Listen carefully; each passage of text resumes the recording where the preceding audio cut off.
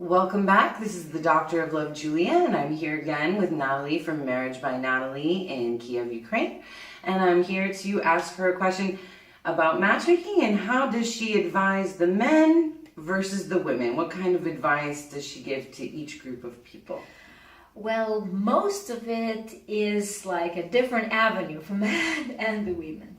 Because men are the product of their society. And if you live in America and watch this video, then you've lived through a certain level of social stigma, social accepted rules, and socially accepted stereotypes about treating women, communicating to women, and expecting the level of communication from women. But it's not America, guys, and we are different. And the way we are different is being strongly described to Americans, Canadians, Europeans, Australians, New Zealanders, everybody who is actually interested in that.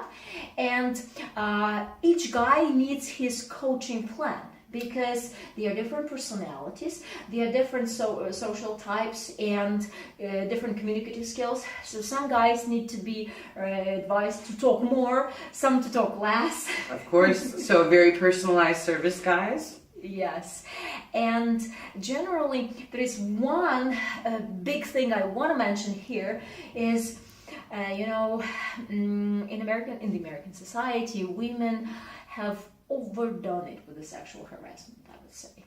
And men are now afraid to show any initiative. At least I've been watching some of the American guys, and they are like, they're not saying it. And women are expecting them to invite her on a second date, to ask her when I'm going to see you again. But guys are shy to say that because the women in America have done. Yeah. Mm-hmm. And they say, oh, he's not that interested in me because he's not asking me when I'm going to see him again. So I'm recommending the guys, well, of course, not to harass the women and not to attack them with too much attention, but to be proactive in suggesting the further dates and further communication and move on. Okay. And I'm telling the guys, say, hey, you guys, now you want a perfect wife in your life, right? So you want her to cook, to clean, to do the house chores, to raise the kids, maybe have a job and like be jack of all trades.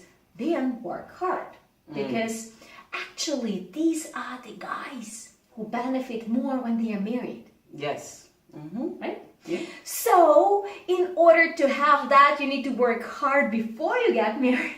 Yes. To get it and have it work for you. It's like, well, maybe it's a wrong comparison, but when you are starting in a business, you work, you pay, you work, you pay, and then you relax and it gets back to you. In a similar way, but not exactly like this, is in the relationship. Because women in Ukraine like to be in charge.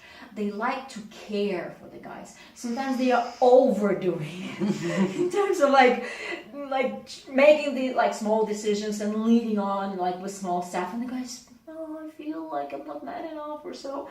No, it's not like this. But the stronger she is, the more help she wants to get. Of course.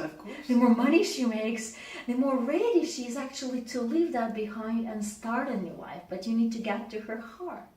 Of course. And when I'm talking to women, I'm telling them that if he's shy, it's not because he doesn't like you, just because he is being polite. Correct. So being polite, usually men in the US wait for the woman to take the lead to say, I would like to see you again, which is a mistake here. It's a big mistake. And I'm telling the women to be more communicative, to say more, because I've been watching some American women and they are just more outgoing, they are more expressive, and Ukrainian women are more reserved. In many ways, they are even more reserved with their friends, not even with a stranger that she sees for the first time. And to show more interest rather than less interest, and for the men as well. Exactly. Thank you. Wow. And so many things are advised to women, but it's all personalized. Because as a love coach, I am interviewing the women. I am finding the perfections that they have. I'm putting it in a big puzzle. I see what tiny pieces are actually missing and not much. And I'm just saying, hey, this is what you can do better and do this more and more. And the same for the guys. And to finish this little story to you guys, remember this. Women in Ukraine do not like when you are writing them sagas.